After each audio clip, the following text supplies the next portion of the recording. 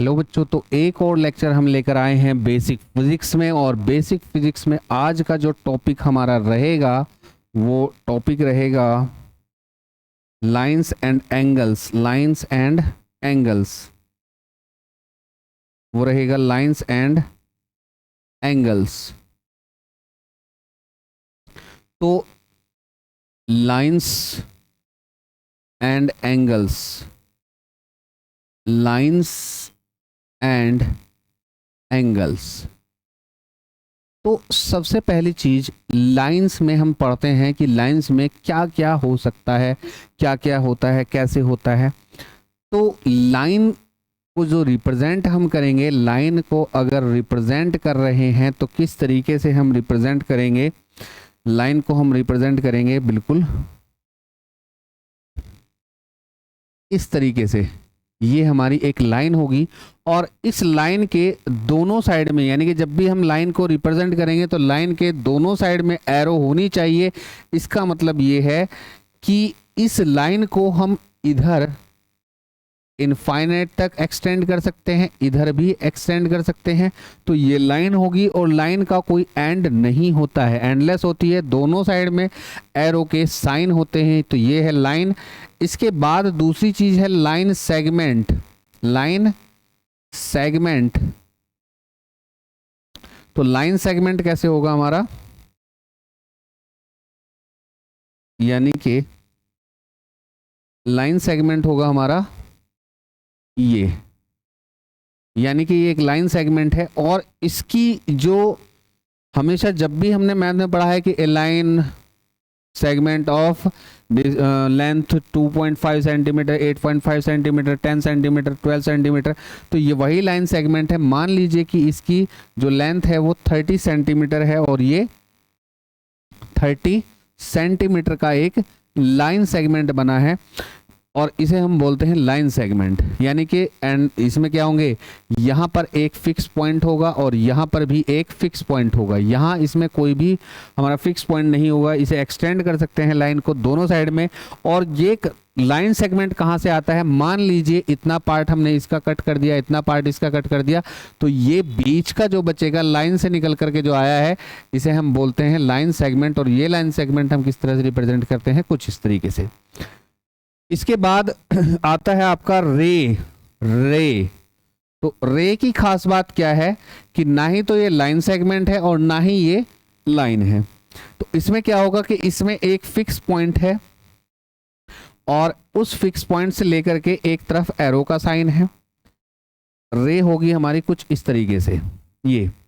तो इसमें क्या है, एक फिक्स पॉइंट है, इधर हम एक्सटेंड नहीं कर सकते, लेकिन इस रे को हम इधर कहीं तक भी एक्सटेंड कर सकते हैं। ये रे होगी हमारी और ये लाइंस हैं। उसके बाद दूसरे टाइप्स भी हैं हमारे लाइंस के। और अगर लाइन की हम डेफिनेशन पढ़ें तो लाइन की डेफिनेशन होगी क्या, कॉम्बिनेशन या collection of points, collection of points of negligible width, इसे हम बोलते हैं लाइन। यानी कि लाइन क्या होगी, कॉम्बिनेशन ऑफ पॉइंट्स होगी। और कितने पॉइंट्स होंगे, बहुत सारे, इनफाइनाइट पॉइंट हो सकते हैं, क्योंकि पॉइंट की अपनी डेफिनेशन बहुत लिमिटेड सी है कि उस पॉइंट एक ऐसी ऑब्जेक्ट है कि जिसकी थिकनेस, जिसकी विड्थ नेग्लिजिबल हो, उसे हम पॉइंट बोलते हैं। मास भी उसका नेग्लिजिबल ही होना चाहिए, तो उसे हम बोलते हैं पॉइंट। यानी कि जिसका एरिया अप्रोक्सीमेट टेंड्स टू 0 हो, उसे हम बोलते हैं पॉइंट। तो ऐसा कलेक्शन हम बनाते हैं तो उसे हम बोलेंगे क्या, लाइन। तो ये है लाइन। उसके बाद लाइन सेगमेंट इसी से आया है। लाइन का कुछ कटा हुआ हिस्सा दोनों साइड से हमने इसे काट दिया और बीच में हमने जो हिस्सा है उसे ले लिया, उसको हम बोलेंगे लाइन सेगमेंट। और रे क्या होगा, एक फिक्स पॉइंट होगा और एक फिक्स पॉइंट से चलने वाली एक रे है, और जिसे हम एक आइदर डायरेक्शन, चाहे इधर चाहे उधर, क्या कर सकते हैं, चाहे इधर भी हम इसे बढ़ा सकते हैं। यानी कि ये क्या होगी हमारी रे। किसी भी साइड में हम इसे एक्सटेंड कर सकते हैं, जिधर एरो लगा होगा करनी उधर ही है। लेकिन तो ये है रे। रे के बाद हम टाइप्स बनाते हैं इनके कॉम्बिनेशन से। तो इनके कॉम्बिनेशन से हमारे क्या क्या टाइप बन सकते हैं? इनके कॉम्बिनेशन से बनेंगे पैरेलल लाइंस। पैरेलल लाइंस, तो पैरेलल लाइंस क्या होंगी? दो लाइंस जिनके बीच की perpendicular distance always be same. The combination of two lines between perpendicular distance remains constant, यानी कि यहाँ से यहाँ तक की जो डिस्टेंस होगी, यहाँ इन दोनों के बीच की डिस्टेंस, यहाँ पे डिस्टेंस और यहाँ पे डिस्टेंस और यहाँ पे डिस्टेंस और यहाँ पे कहीं भी अगर डिस्टेंस हम मेजर करें perpendicular distance, that will remains be same. So these are called parallel lines, यानी कि रेल की पटरी की तरह आप लोगों को दिखाई दे रही होंगी, तो ये होंगी हमारी पैरेलल लाइंस। नेक्स्ट आता है इंटरसेक्ट लाइन। इंटरसेक्ट लाइंस, यानी कि दो लाइंस अगर इंटरसेक्ट करती हैं, आपस में एक दूसरे को काट देती हैं, तो उन लाइंस को हम बोलेंगे इंटरसेक्ट लाइंस। और जिस पॉइंट पे इंटरसेक्ट करेंगी, उस पॉइंट को हम बोलेंगे इंटरसेक्ट पॉइंट। तो यहाँ पर इस पॉइंट को, ओ पॉइंट हमारा क्या होगा? Intersect point. और ये दो लाइंस हैं A B and C D, and O is the intersect point where the both lines intersect to each other, that is called intersect point. Next transversal line. Transversal line क्या होगी? If a line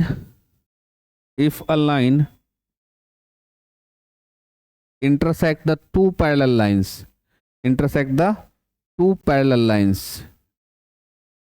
if a line intersect the two parallel lines, this is called transversal line। इसी line को हम क्या बोलेंगे? Transversal line. यानी कि ये तिरछी रेखा है, तिरछी लाइन है, इसे हम क्या बोलते हैं? Transversal line. अब ये कुछ लाइंस थी हमारी, उसके अलावा शेडेड या कुछ भी बना लो, एक अलग चीज है। उसके बाद आते हैं एंगल्स, क्योंकि हमारा टॉपिक ही स्टार्ट हुआ था लाइंस एंड एंगल्स। बेसिक सा हमें यहाँ पढ़ना है। और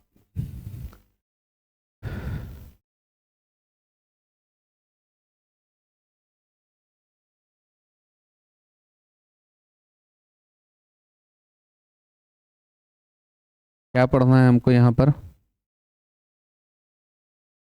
ट्रांसवर्सल लाइन हमने पढ़ी है। एंगल क्या होगा? द एंगुलर मेजरमेंट या radial measurement between the two rays, यानी कि दो रेज हैं और किसी एक पर्टिकुलर पॉइंट से स्टार्ट हो रही हैं, और ये पर्टिकुलर पॉइंट है हमारा O, ये पॉइंट है A और ये पॉइंट है B, यानी कि two rays OA and OB, इन दोनों के बीच का जो मेजरमेंट होगा उसे हम बोलते हैं एंगल। इसे क्या बोलेंगे हम? एंगल। ठीक है, मेजरमेंट बिटवीन टू रेज। और कैसा मेजरमेंट है? Angular measurement between the two rays, तो इसे बोलते हैं हम एंगल। उस एंगल के बाद आगे बढ़ते हैं हम।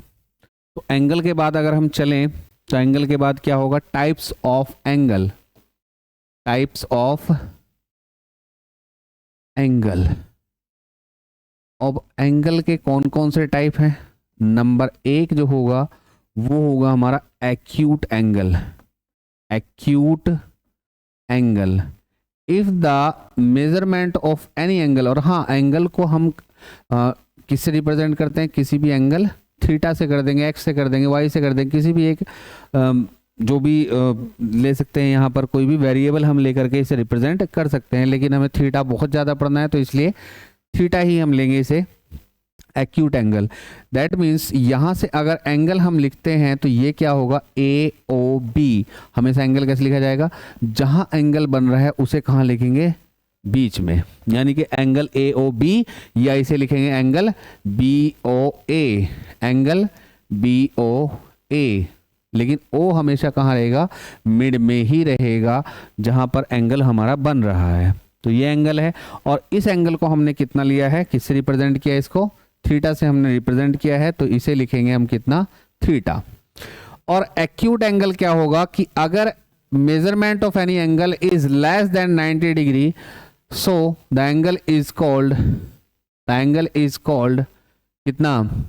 acute angle, and its value 0 से बड़ा होना चाहिए और 90 से छोटा होना चाहिए। तो acute angle क्या होगा हमारा? acute angle होगा if the measurement of any angle is greater than 0 and less than 90 degree, so angle is called acute angle. और एक्यूट एंगल यही एक्यूट एंगल बना हुआ है, यानी कि एक रो ये रे ये रही, एक रे ये रही, और ये 90 से कम जब तक रहेगा तब तक ये हमारा क्या होगा? Acute angle. एक्यूट एंगल, ठीक है। नेक्स्ट, एक्यूट के बाद right angle. Right angle, right angle.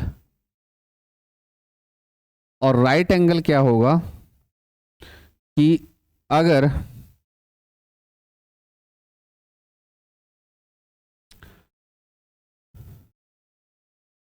अगर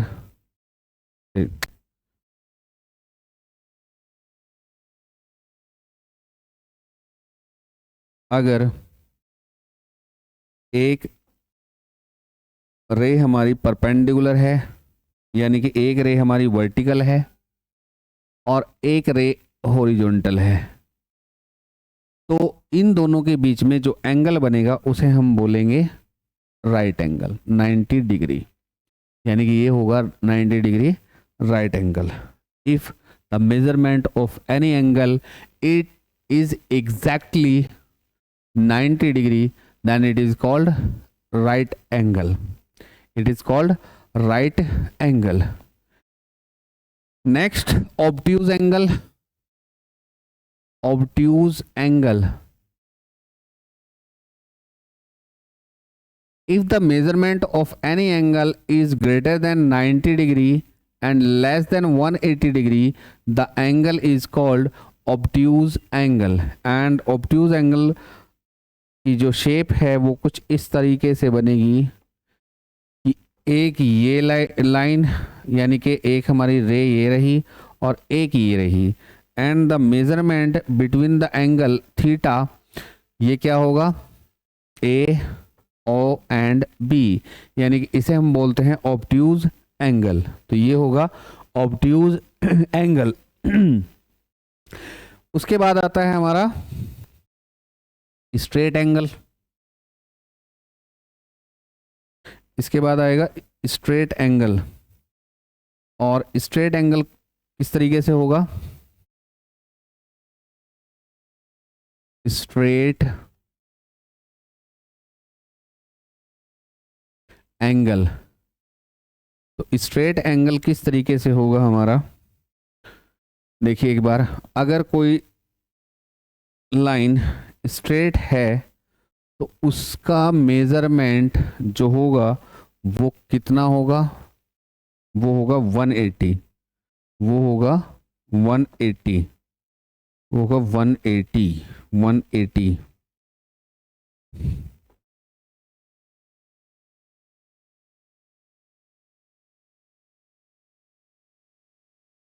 तो ये दोबारा से बनाते हैं।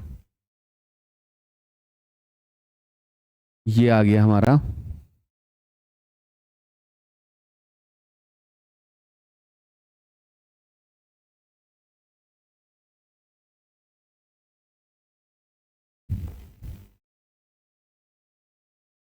देखिए, ये दिखा भी रहा है कि ये जो लाइन है हमारी, इसकी लेंथ अभी 14.3 है, और यहाँ पर जो बनेगा ये एंगल वो कितना होगा हमारा 180 स्ट्रेट एंगल। और स्ट्रेट एंगल क्या होगा, if the measurement of any angle is exactly equal to 180 degree then it is called straight angle. इसके बाद एक एंगल और आता है हमारा रिफ्लेक्स एंगल, उसके बाद आता है रिफ्लेक्स एंगल। रिफ्लेक्स एंगल, तो रिफ्लेक्स एंगल क्या होगा, रिफ्लेक्स एंगल अभी हमने एक चीज बनाई थी, और वो क्या था, ऑब्ट्यूज एंगल हमने बनाया था।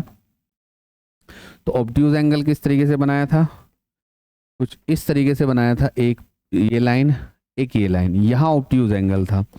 अब इस ऑब्ट्यूज एंगल को अगर 360 से हम घटा दें तो क्या बचेगा हमारा, रिफ्लेक्स एंगल, यानी कि इस एंगल को हम बोलेंगे reflex angle. And the measurement of reflex angle will be greater than, यानी कि theta is greater than 180 degree and less than 360 degree, so the angle is called reflex angle. यानी कि 180 से ज़्यादा, 180 से ज़्यादा और 360 से कम अगर ये है तो क्या बनेगा हमारा, रिफ्लेक्स एंगल, इस तरीके से बनेगा। और रिफ्लेक्स एंगल के बाद कुछ हमारा और एंगल भी हैं, जैसे adjacent angle, adjacent angle, adjacent angle,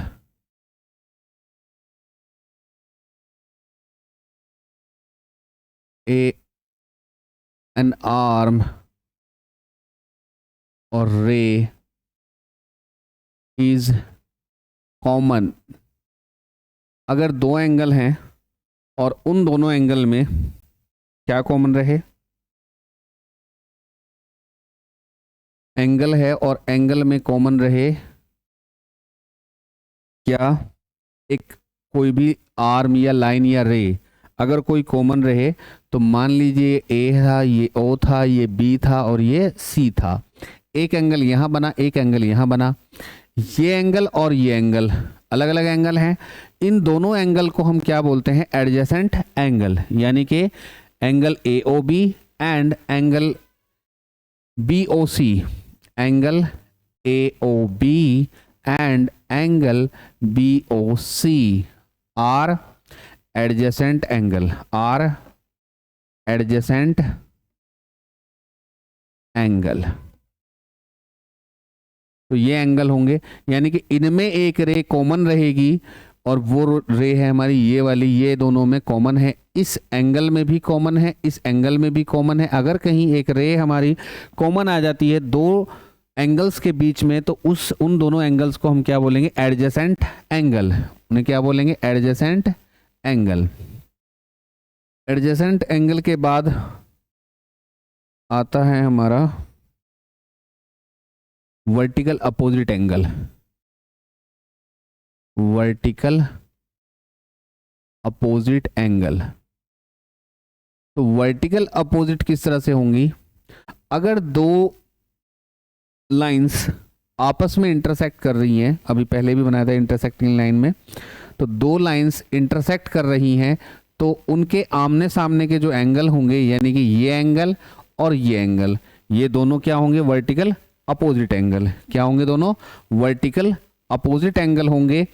और एक खास बात होगी, थ्योरम से हम पढ़ेंगे तब देखेंगे इसको, कि इन दोनों का मेजरमेंट क्या होगा, बिल्कुल इक्वल। उन दोनों का मेजरमेंट भी क्या होगा, बिल्कुल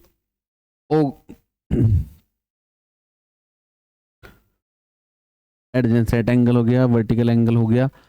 अल्टरनेट एंगल, अल्टरनेट एंगल कहाँ होगा, अल्टरनेट एंगल, अल्टरनेट एंगल, यानी कि ये A O B C and D. अब देखिए यहाँ क्या है, अगर वर्टिकल अपोजिट के लिए हम बात करें तो वर्टिकल अपोजिट में क्या होगा कि angle A O B and angle B O C, ये क्या होंगे, वर्टिकल अपोजिट होंगे। ठीक इसी तरीके से एंगल सी ओ ए और एंगल डी ओ बी, ये भी दोनों क्या होंगे, हमारे वर्टिकल अपोजिट एंगल होंगे। अब आता है अल्टरनेट एंगल। अल्टरनेट एंगल के लिए हमें क्या करना है,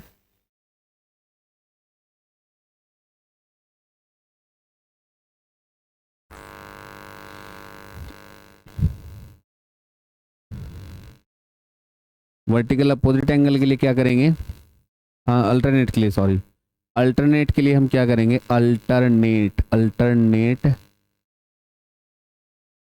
एंगल।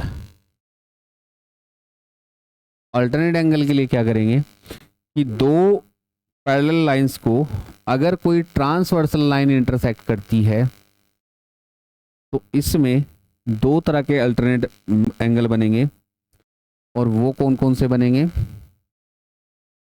एक इनर और एक आउटर, एक इनर और एक आउटर। यानी कि कहीं पे अगर जेड बन रहा है, अगर कहीं पे जेड बन रहा है तो उस जेड के दोनों तरफ, यानी कि ये एंगल और ये एंगल आपस में क्या होंगे, इक्वल। ठीक इसी तरीके से उल्टा जेड भी हमारा बन रहा है, ये तो ये एंगल और ये एंगल दोनों क्या होंगे, इक्वल। ठीक है, ये दोनों एंगल क्या होंगे, इक्वल होंगे। और इन्हीं एंगल को हम क्या बोलेंगे, इन्हीं एंगल को हम बोलेंगे अल्टरनेट एंगल। इन दोनों को बोलेंगे अल्टरनेट एंगल।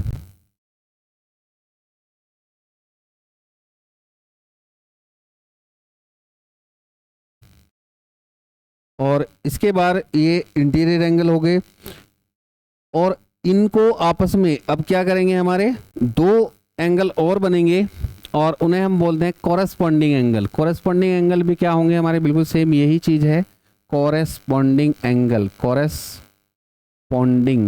अच्छा, हिंदी में हम नहीं लिख पा रहे हैं, हिंदी वालों को बड़ी दिक्कत होगी, फिर अल्टरनेट यहाँ से ही शुरू कर देते। एकांतर कोण, एकांतर कोण, कॉरेस्पॉन्डिंग, कॉरेस्पॉन्डिंग कोण। तो कॉरेस्पॉन्डिंग में क्या होगा कि पैरेलल लाइंस होंगी वही सेम, और पैरेलल लाइंस होंगी तो, अरे एकांतर, चलो इरेज कर लेते हैं।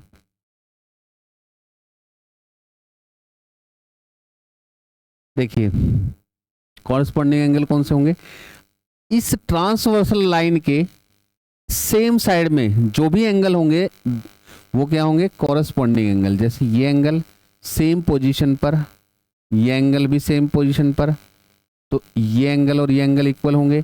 ठीक इसी तरीके से अगर ये एंगल है तो यहाँ पे ये एंगल है, ये एंगल भी हमारे क्या होंगे, आपस में सेम होंगे।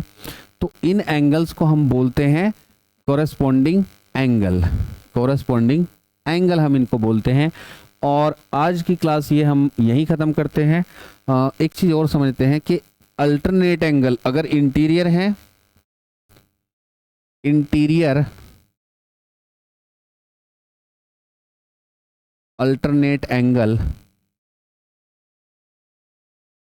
एंगल्स आर इक्वल, एक्सटीरियर भी हमारे, exterior alternate angle is also equal. Corresponding angle, corresponding angle भी हमारे क्या होंगे, कॉरेस्पॉन्डिंग, कॉरेस्पॉन्डिंग पॉन्डिंग angles are equal to each other, equal to each other. तो ये चीजें ध्यान रखने की हैं। और बेसिक फिजिक्स में अब इसके बाद ट्रायंगल हम शुरू करेंगे, तो बड़े ध्यान से पढ़ना है क्योंकि ट्रायंगल का बहुत ज़्यादा यूज़ है। तो आप बताते रहिए अगर कोई क्लास में कमी है, कुछ दिक्कत आ रही है या पढ़ाया समझ में नहीं आ रहा है तो जो भी है अपनी आप कमेंट में लिख सकते हैं।